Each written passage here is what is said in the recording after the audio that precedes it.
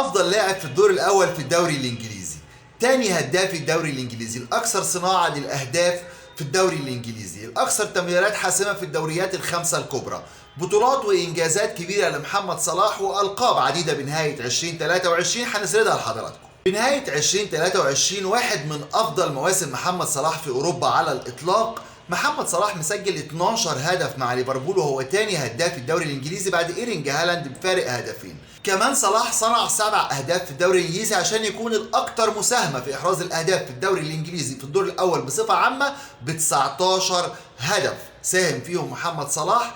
محمد صلاح هو افضل لاعب في الدور الاول في الدوري الانجليزي على الاطلاق. كمان هو الاكثر صناعه للاهداف ب 15 تمريره حاسمه في الدوريات الاوروبيه الكبرى. مش بس كده، صلاح بينهي 2023 مع ليفربول وهو متصدر الدوري الانجليزي برصيد 42 نقطه بعد نهايه الدور الاول، متفوق على ارسنال بفارق نقطتين وكمان على مانشستر سيتي بفارق 5 نقاط. يعني صلاح 100% في الدور الاولاني، 100% في نهايه 2023. عشان كده نقول ان 2023 من افضل سنوات محمد صلاح في الدوريات الاوروبيه الكبرى. بنتمنى له يكمل الموسم على خير ان شاء الله ويكون هداف الدوري الانجليزي وافضل لاعب باذن الله في موسم 2023 24.